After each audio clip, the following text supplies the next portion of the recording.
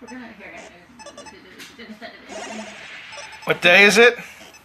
What day is it? Friday.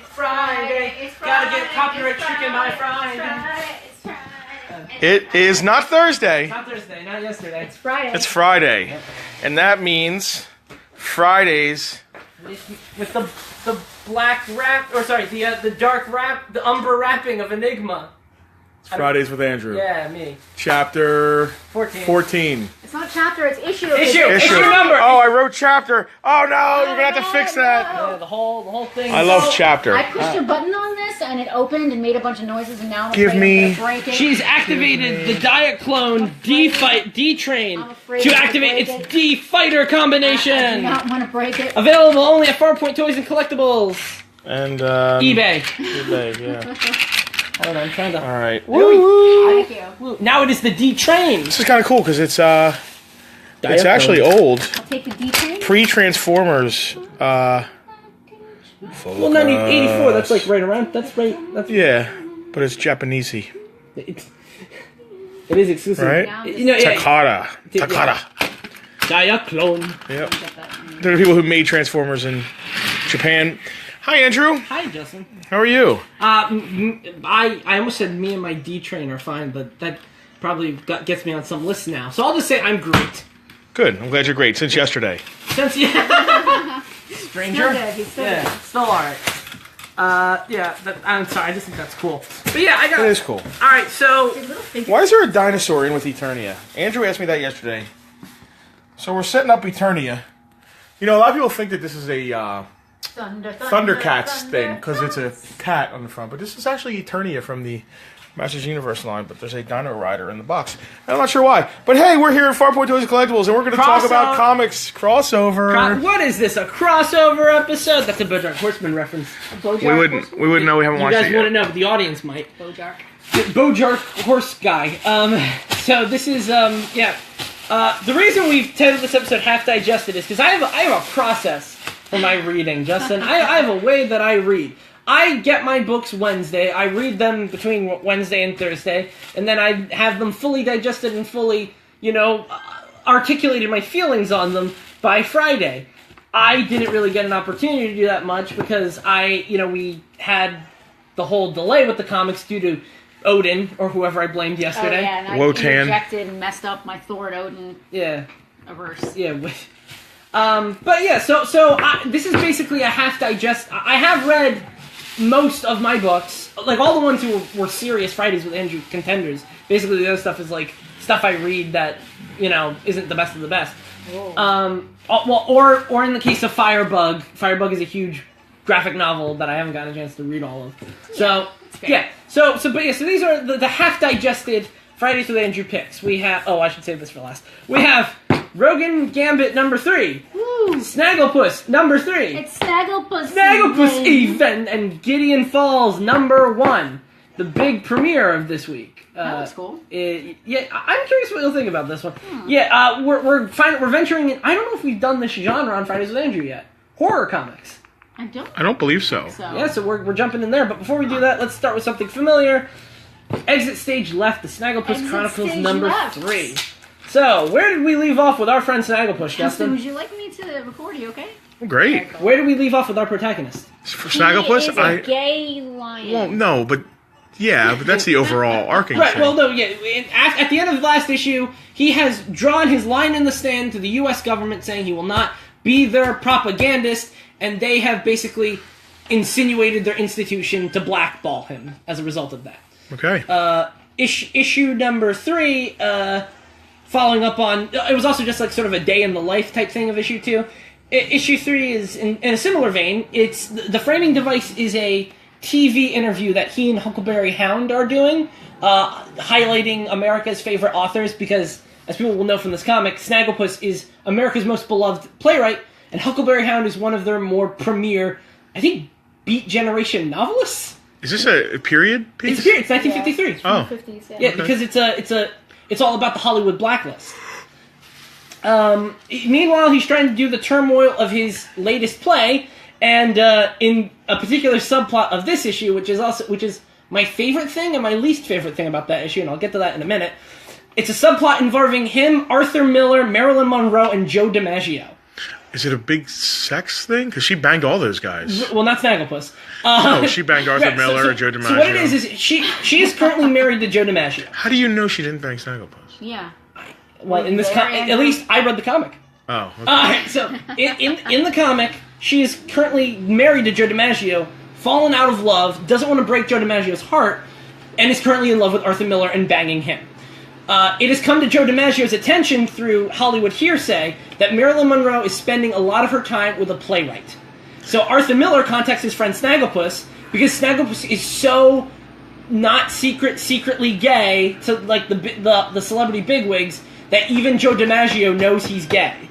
So basically, Snagglepuss covers for Arthur Miller by hanging around with Marilyn Monroe and making it seem like she's just hanging out with her She's gay hanging friend. with me, even. She's just hanging with her gay pal Snagglepuss. There's no way nothing's going on between us. So it sounds like the plot of this is getting a little convoluted for my taste. What are you wearing, Penelope? What's on your... I am wearing... Are you guys ready? I'm wearing Kat Von D Everlasting Glimmer Veil in Satellite today. Well, shout out to Kat Von D. Yeah. That is some glittery... Speaking of people named Kat, I am also... Some glittery green... It's more of like a teal. Speaking of people named Kat, I'm also wearing a lovely Kat Brown from Comic Trips hand-me-down shirt, my favorite flannel. Thanks, Kat. Hashtag friends give each other's friends shirts. I don't know. Also, wait, I must be colorblind or something because your lipstick looks dark blue to me. But it is a teal with like it's a teal base with like a blue and green like glimmer. I think Snagglepuss would approve. I think Snagglepuss would love it even. He'd call it on fleek even. No, but yeah. So to your point, Penelope. Yes. I have a point. You said that you think that these subplots are a little too involved. Yeah, I want to see my gay lion love, and that's really all. So here's the thing. I actually agreed with you initially. When I was midway through this issue, I was a little put off. I kind of liked the celebrity cameos in issue 1 and 2. I thought this was a little bit much, especially how involved they were with the plot line. As the issue unfolded, I actually started to get it because they were interlocking it with this larger theme of what is a star and what is an actor. Okay. And Snagglepuss says it in like this TV interview where stars are our modern gods. They're who we emulate, who we want to be. We'll just get some... I'm sorry, this is just driving me crazy. Oh. The fact that turtle is in front of the door is driving me crazy. Somebody put the helmet on upside down. It was me because I moved it to open the door and it fell off and Well, I just jammed it back It was on. upside down. It was topsy-turvy even. Everything's upside down. So and so they're talking. So actors are who we aspire to be, but stars are who we aspire to be. Actors are a mirror. They are us. They're a reflection. They're represent. Wait, so you're saying I'm Brad Pitt? That don't impress No, he's a star. me. Sorry. Go ahead. Well, he's not an actor? Well, no, they're saying there's a different, like, they're saying actor isn't like a theater actor. Because remember, Snagglepuss Oh, works you in the mean an theater. actor? Actor. Oh, God. I don't know.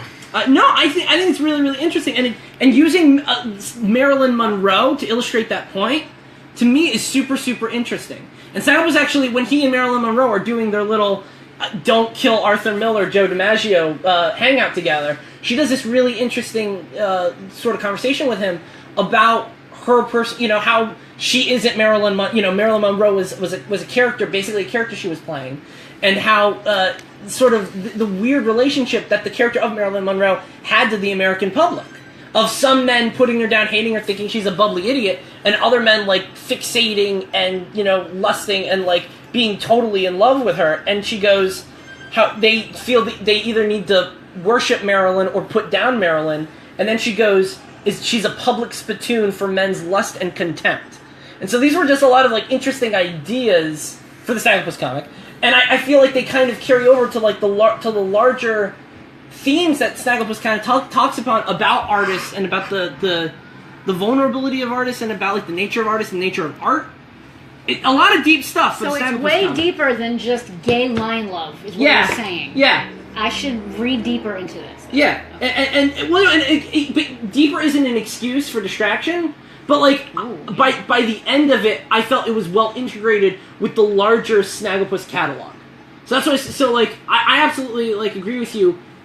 Like halfway through, I'm like, this is getting a little weird with Arthur Miller, Joe DiMaggio, and Marilyn Monroe. By the end of it, I get it, and it works. And this, I would definitely say issue number 1 and issue number 2 are still more polished.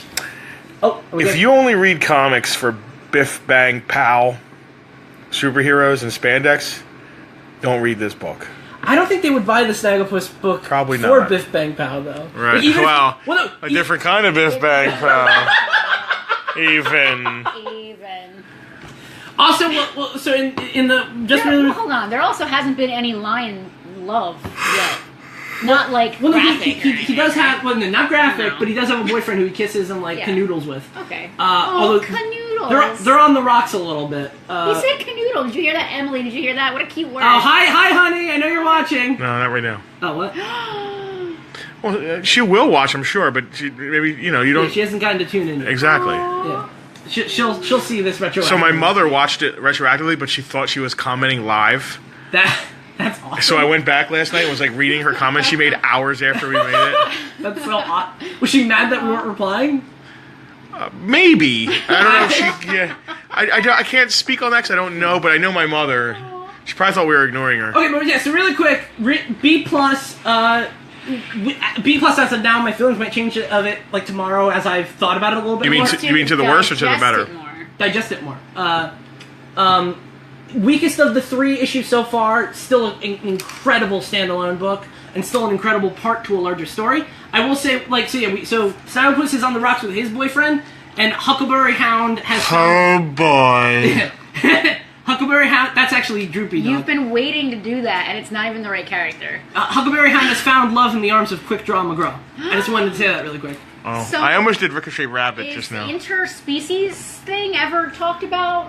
Do they treat it like an interracial relationship? Because I understand, allegory. Maybe Ricochet Rabbit, or no, Quick Draw McGraw identifies as a horseman, a dog. What's happening to comics? So they haven't gone that. They haven't gone that far into it. The closest we've had is we've seen non-dog actors play dogs, and when they play dogs, is that blackface? I don't know. Well, it's no, 50s. It's 50s vaudeville though, so maybe. Yeah, that's uncomfortable. Yeah, well, so they have a snout and floppy dog ears. Yeah, that's blackface. Dog face. Well, it's the allegory of blackface. Yeah. Canine face. I don't know. They haven't gotten in. I have actually. Are the dogs offended by it? Are the dogs barking? I don't. Jay Robux is offended, and I don't blame you, Jay. I would be too. Jay, you've always been dirty dog. You've always been a great advocate for the dog kind, so good on you. Where's Rudy real when you need him? Rudy, I have a question. You never need him. What do you mean? That's on the internet forever now, Justin. So yeah, so Snagglepuss. I said worse to him.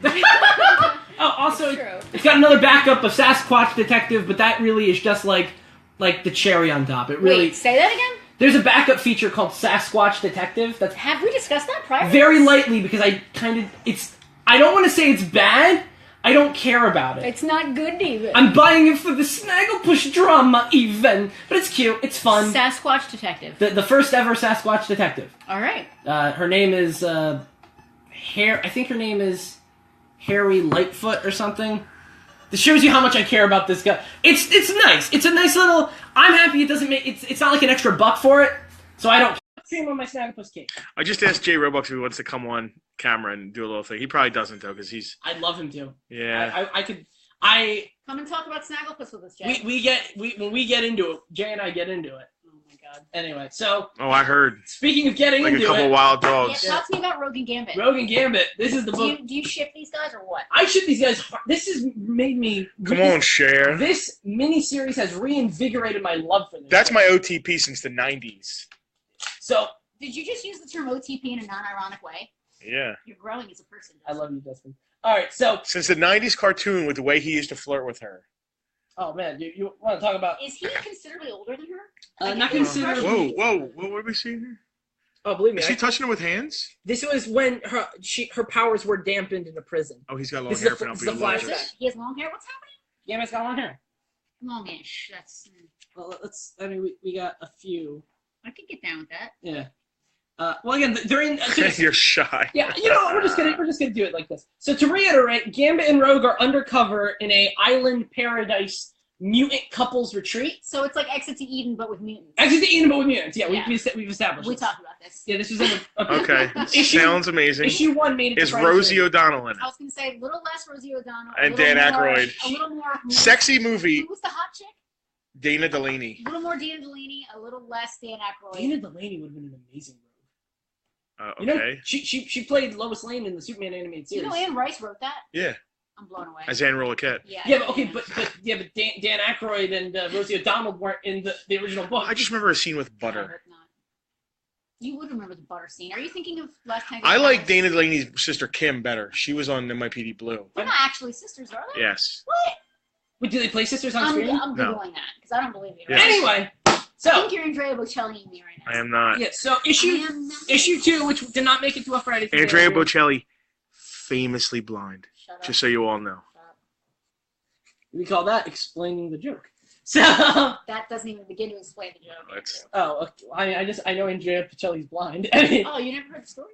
what's I'll that? tell you. Oh, someday we'll get off into this Oh. tangent story. I mean, my grandma loves them. Kim Delaney, real hot, Kim Delaney. She used to be.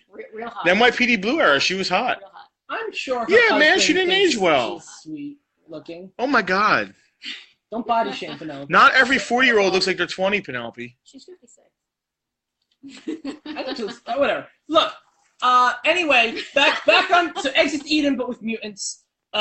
Issue two had them doing a little bit reconnaissance and finding some interesting things on the island. But then we get back to the beginning of issue 1, and they're back in therapy, which they know is evil therapy. Isn't Eden an actual place in X-Men world? in X-Men world. No, you're thinking of Geonosia. No, there's an Eden as well. There's an Eden. There's a Utopia. I don't know if there's a place called Eden. There probably. That's the entire purpose of the Logan movie. They're going to Oh, Eden, that's right. Yeah. Hey, Oh! Ryan. So yes, and that was actually from a comic. Okay, there you go. Ryan, who stopped in the store today for the first time. Remember, he said he's been by and he decided something. Thank you for stopping. He just said a nice comment on the thing. So. Right. Stop by the store today for the first time. Loved it. Can't wait to make it back and grab some. We vintage can't wait stuff. to host you again, Ryan. We cannot wait to host you again. Much like how the evil couple counselors host these mutants. That's called a segue. I like to think I'm good at it. She's not related to Dana Delaney. Oh my word! She doesn't like to admit it. Distant cousins. Are they identical cousins? Anyway.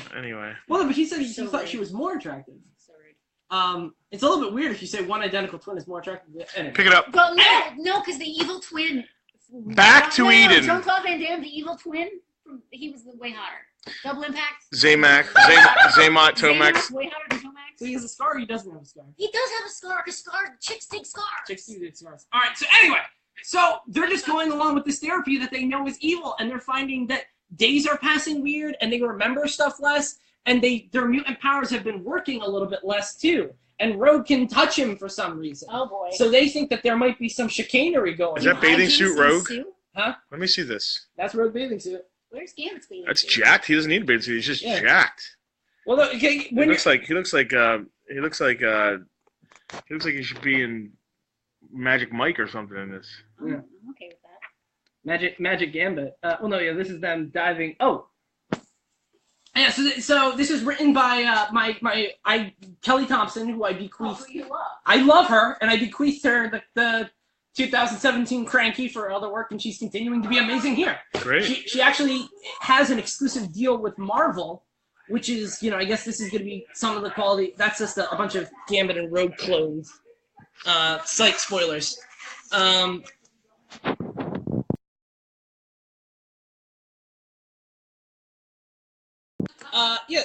So. Okay. It's Thank you. Appreciate it. Yeah. It's sometimes we talked about like comic books coming in the middle of a storyline. This is kind of that. It's not like Snagglepuss Chronicles where they kind of do give you like part of an ongoing storyline, but it's also kind of self-contained. This is really part of an ongoing storyline. So you might want to wait for the trade if you don't feel like jumping in with issue 3. It's really good. Yeah, how many issues are going to be? 5. This is a Okay, miniseries. so yeah, don't jump in now. Wait for the trade. Yeah, wait for the trade, or call us for back issues. We can do that too. Ask us about our comics. If you have any questions, let me know. We're just doing a video. Why did you sell computer games? We don't sell PC games. Most consoles are not. Yeah. You gotta have But yeah, so I'll give it an A. I think that's a 9 in our grading system. This is not the first time you've talked about this run either. 1 has made it, but 2 has not. Okay. Because 2 was really good. Well, 2 out of 3 is not bad. That is not. That is. That right there, that sells the trade, if you ask me. Well, unless it ends terribly. That's a good point. But once again, if you want to look into something like this, you can order comics and trades. About our comic subscription. Also, really quick. Shoot us a message on Farpoint. I'm mentioning on it for this time. I gotta tell you, Justin, I can't believe you didn't segue into a Last Jedi reference by saying unless it ends terribly. No, well, that did more than end terribly. Oh, okay, it's fair enough. Now come on. Why would I think that? It began terribly. I mean, it was just. Far be it from me to try and make you give an ounce of credit to that movie. No, oh my God. If you think I only think it ended terribly. No, but I thought the ending was the part you hated I have the most. failed. I thought you hated that part the most. I can't really choose what part I hated the most. They're like your children. You hate them all equally. Yeah, I do. All right. That's fair. All right. Well, that's why I leave the Last Jedi references to you, obviously. Far be it from me to try and challenge a master. I don't have a segue for this one. So Gideon Falls. We did talk. I did mention in the beginning of this installment of Fridays at Entry that this is a horror comic. And this is the first in Fridays at Entry, probably. As far as I can think, I don't think we've done romance, we've done slice of life, we've done. Well, would the Santa Claus ones be considered horror? No, that's fantasy. That's okay, all right. Maybe dark fantasy, but that's not horror. Fair enough. I can't think of a single time we've done horror, and this is super horror. This is straight up horror. There's no doubt about it that this is horror. This is. I mean, you can tell. You can just look at it, and And it's horrible. Wait, no, that's not the no, term phrase. It's very dark and it's very atmospheric. Yep. Because this is a dark and atmospheric book.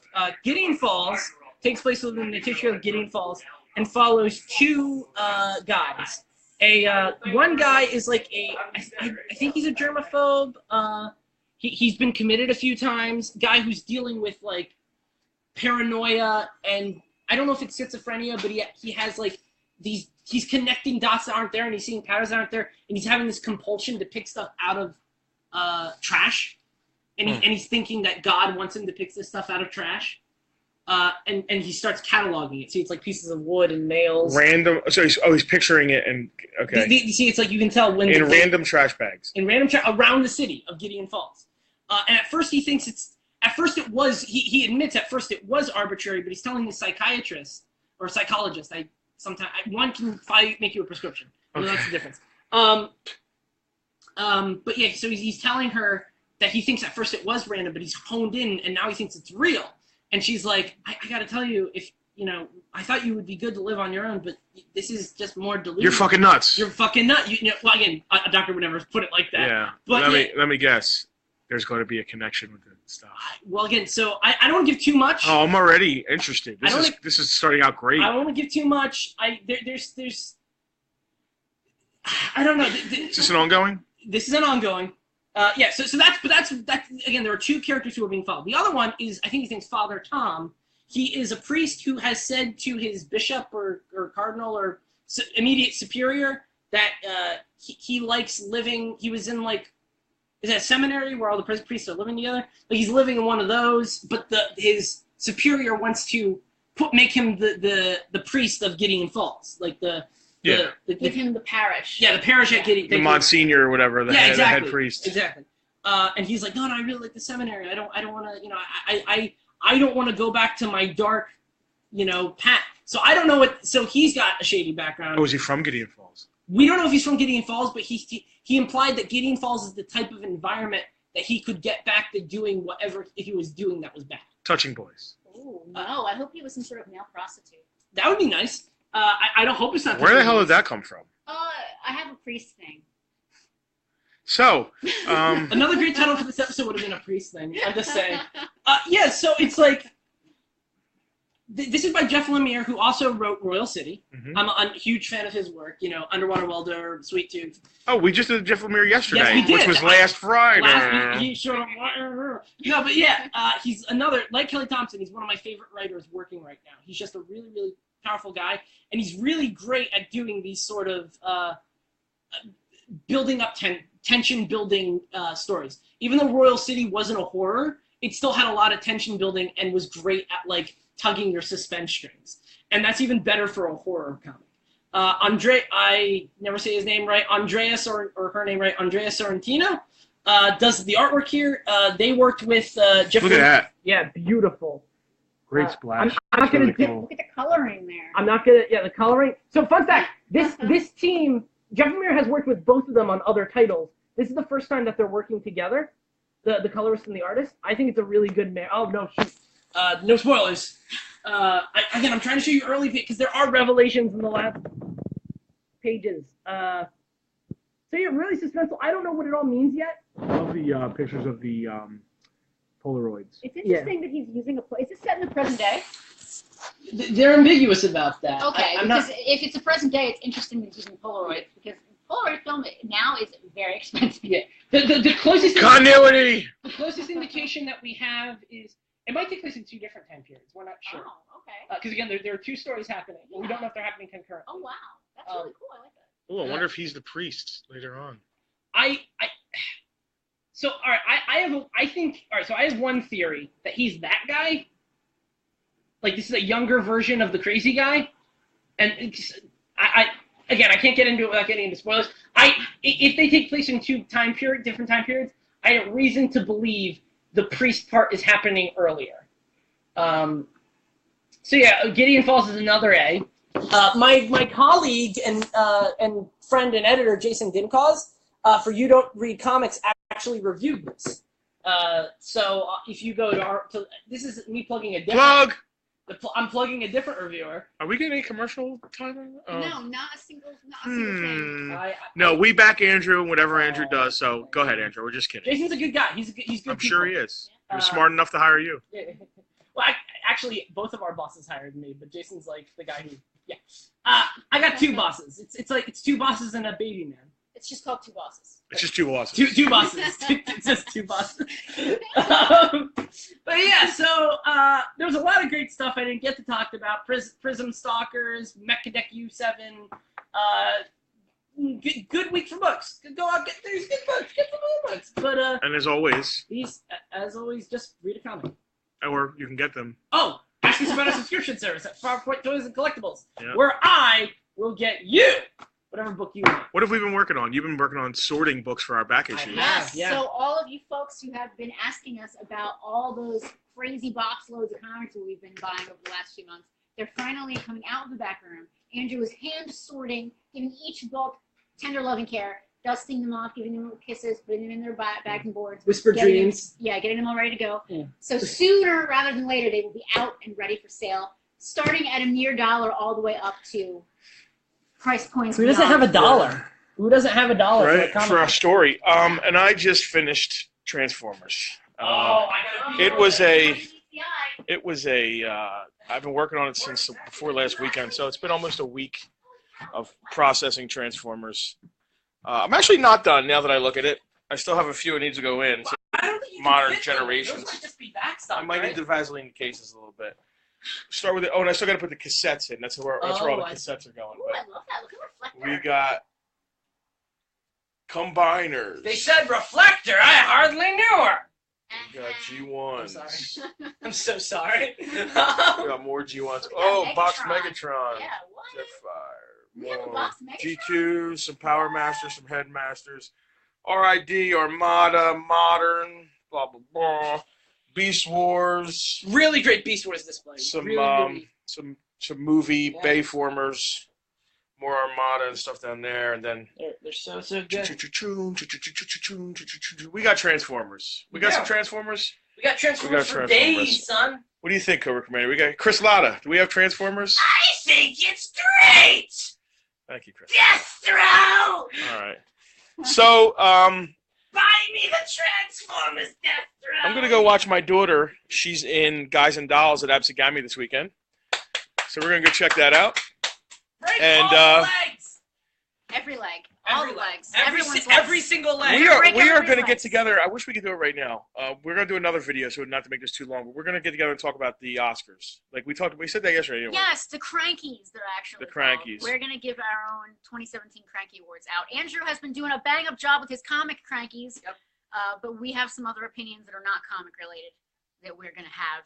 Andrew hasn't seen any of the movies though, so we can't really. Yeah. Okay, hold on. I saw at least 8 movies or something like. I saw all of the big tentpole movies, and then the indie movies I saw were Get Out and Baby Driver, which are pretty commercial indie movies. When you said saw 8 movies, do you mean 8 movies in total, or 8 movies that were in the Oscars this year? No, 8 movies in total. Ever. In theaters. He's too busy reading comics to watch movies. That's exactly right. Penelope and watching TV. I watched a lot of TV last year. Well, you can have opinions about TV. Yeah, no, I can have a lot of opinions about TV. So anyway, it's been Fridays with Andrew. We'll see you. We'll do some more videos between then and now, but we'll see you next Friday, right, Andrew? If not before. Wait, really quick. I'll just throw this out there for TV, really quick.